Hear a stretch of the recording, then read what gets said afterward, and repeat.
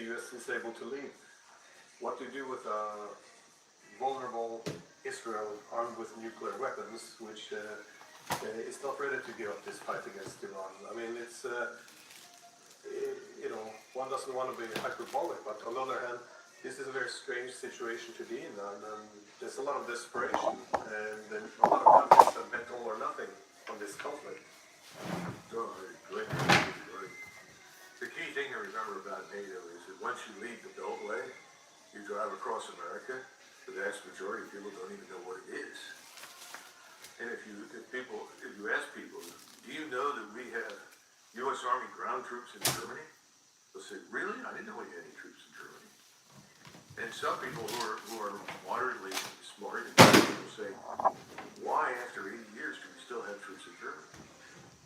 So I don't think that's a big deal here at home. Now you'll have all sorts of people in Washington who will hurl abuse at Donald Trump for destroying NATO, the greatest alliance. That's all crap. Nobody cares. The electorate does not care about that. But they care about the economy. And this is accelerating very bad trends.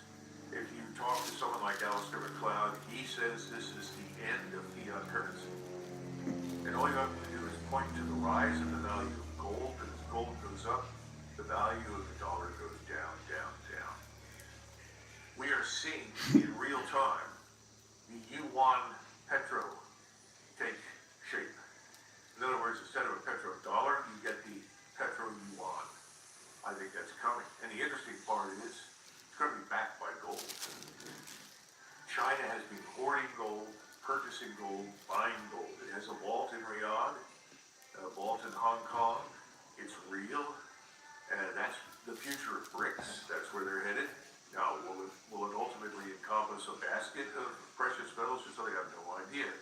But it's going to be based on some tangible, concrete value, and right now, that's gold. Now, we can't do that. We just can't. So what do? Do we watch our currency go down the toilet?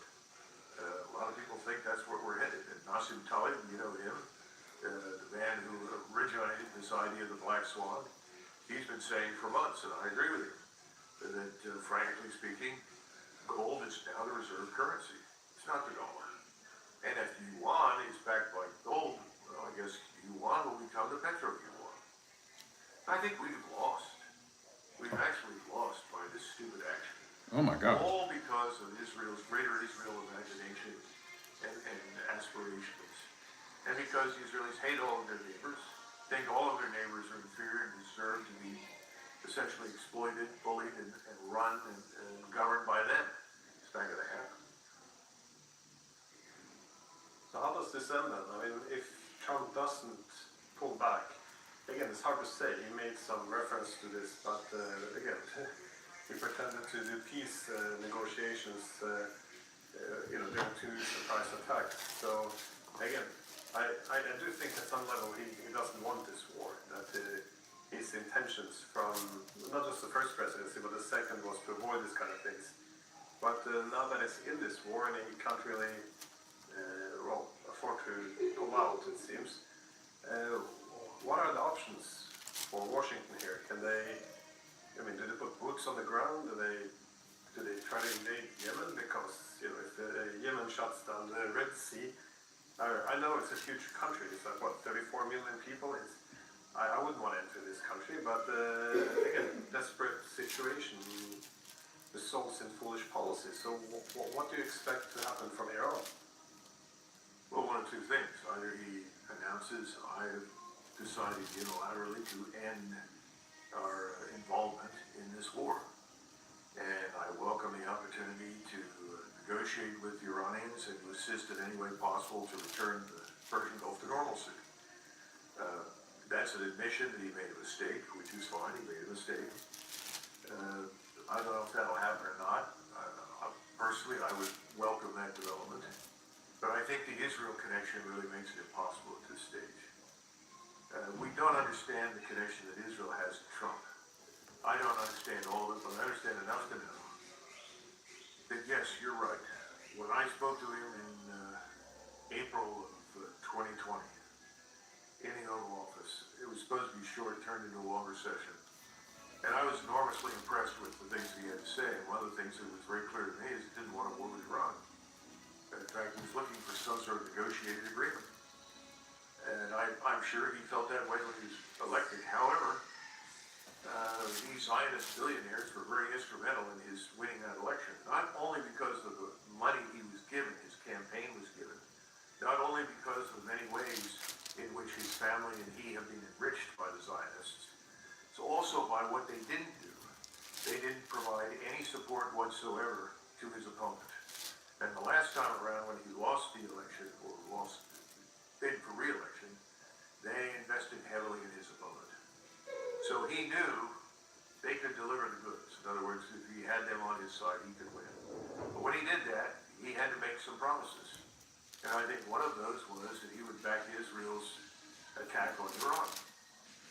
Whether or not he was aware that Israel's plan is to turn most of the region into the facsimile of Gaza, I don't know. But that's really Israel's answer for Iran, Gaza. And whereas we started out with this decapitation nonsense, and I think a lot of that goes back to Israel. We can get the leadership. If we get the leadership, this will encourage internal upheaval and so forth. So then they lied about 30,000 people being killed. That wasn't true. It was about 3,000. And they had a very important role in stirring up that violence, Texas and make it. passing out weapons and encouraging people to shoot at police and so forth. It failed. So then the decision was, we'll try the decapitation, and that will probably work. It didn't work.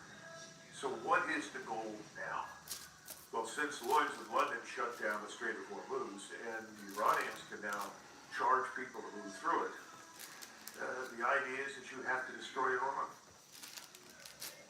Period. The destruction of Iran, the disintegration of its society. And after all, that's what we wanted to do to Russia. That's what the Europeans don't understand. That's what we wanted to do. And when I say we, I'm not talking about the average American. I'm talking about the same people that are backing Trump now. We're very interested in the same thing in Russia.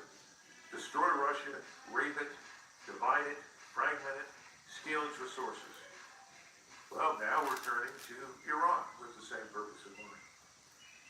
And I just don't know that Donald Trump can get off this train to hell. And that's what he's doing. He's riding a train to hell.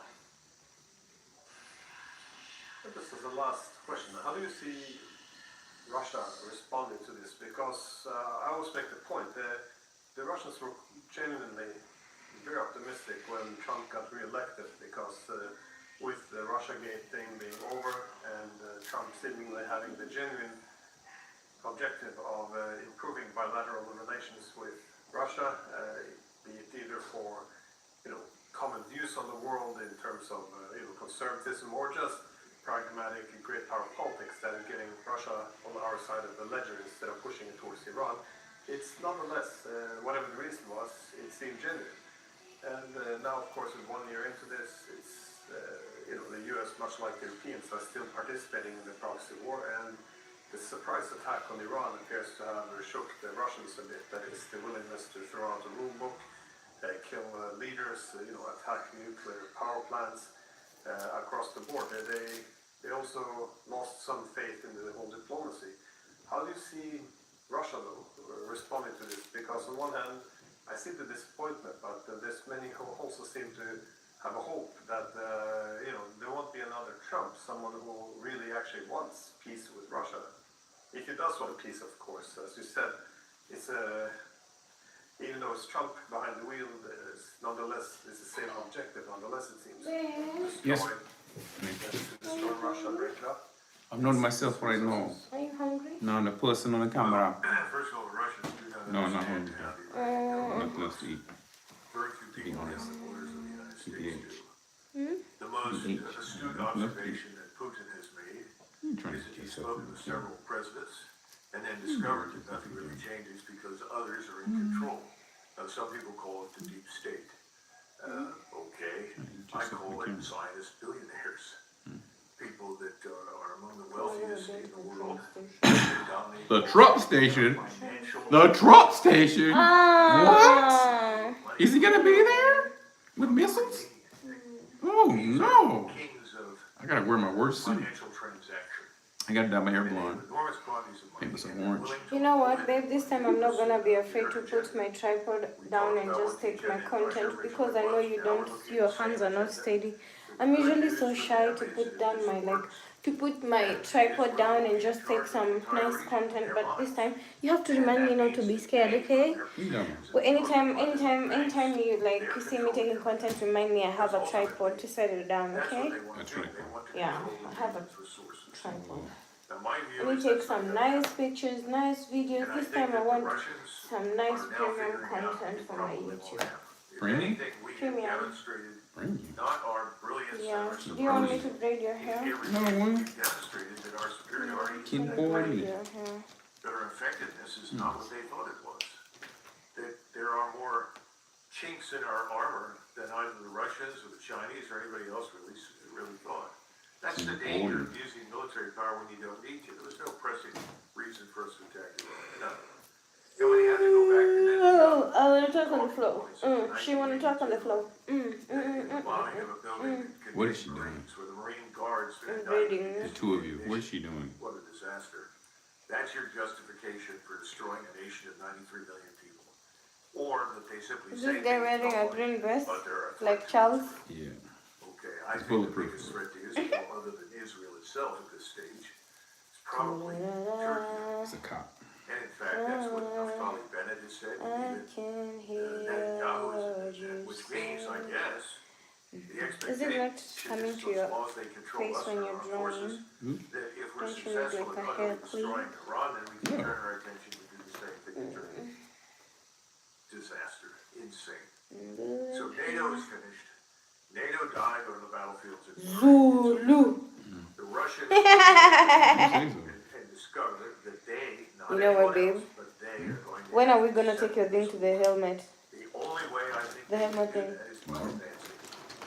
So we'll What see time in 2 tomorrow? weeks when the ground So we is take it fairly fast dry and out, then from whether there or we not take a President cab to the Putin train is willing to station. finally Yeah, you end do the that? war. Yeah, we can do that. And he can do that. He has the military He can power do to that. do it. There's nothing really We can do saying that. We can go and he ask can him if he obliterate knew. all the opposition. He can do it. But he's I also got need do to it. like No one get is going to my help him. No one is going to offer him a good edges, my gel for edges. Trump, no matter And we what need he to get some privately thinks incense. is You know, I don't good. like traveling without incense because of the evil spirits and the evil shenanigans in Mombasa. Doesn't make sense. Candles. I need candles. Hey, babe, I didn't tell you. I texted some influencer I follow to like meet me in Mombasa. She's a Mombasa influencer. She's called Sally. Yeah. She got witchcraft. Oh my God, nobody has witchcraft powerful than your wife. You better know that by now.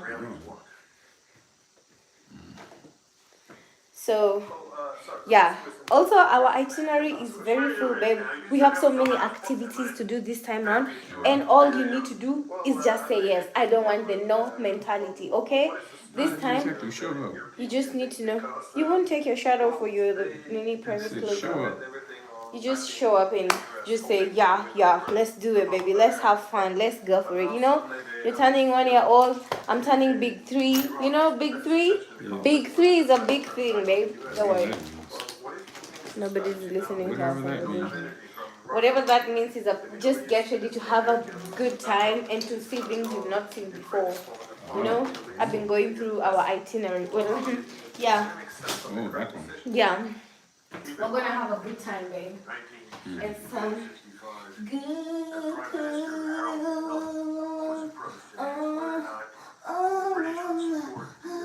Chill.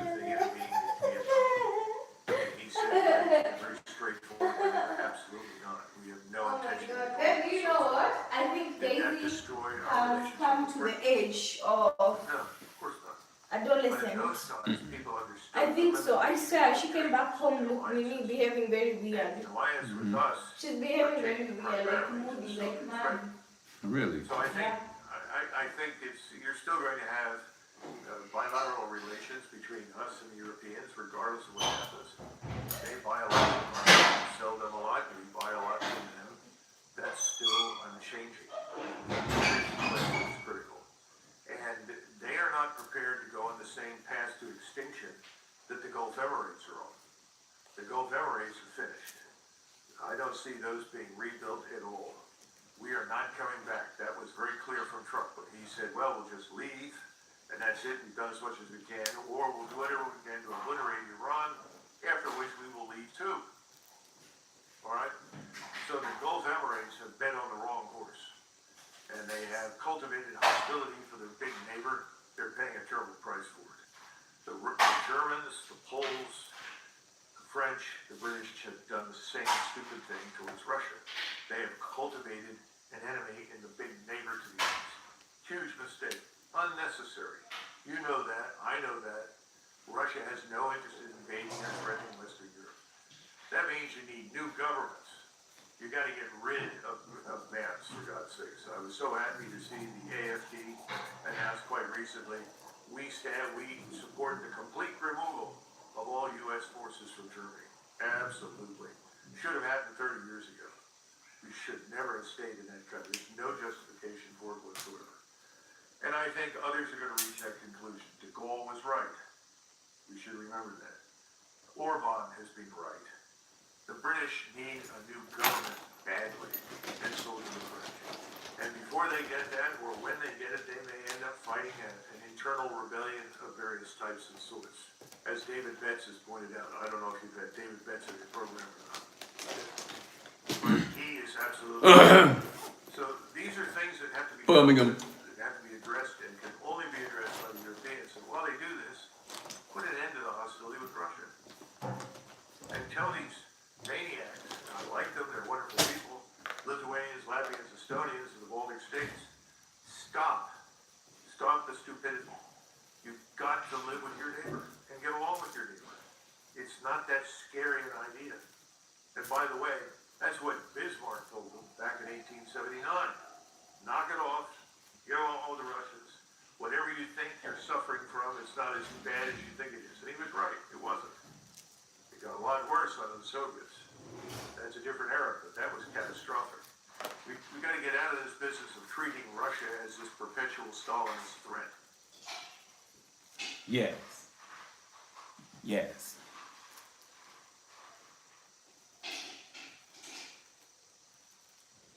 Human civilization is built on traditions.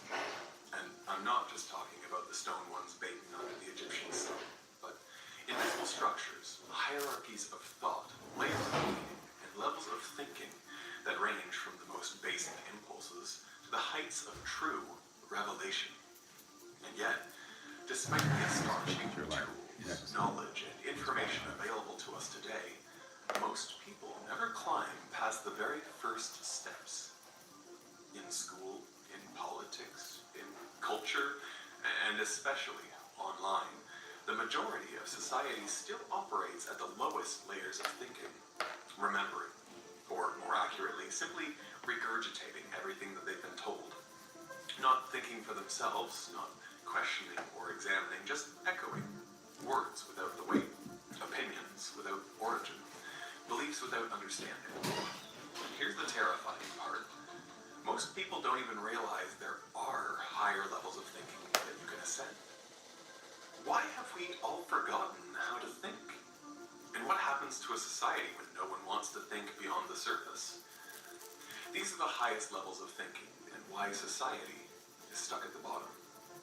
In 1956, an educational psychologist named Benjamin Bloom unveiled something that he called the taxonomy of educational objectives, a structural hierarchy, how humans learn, think,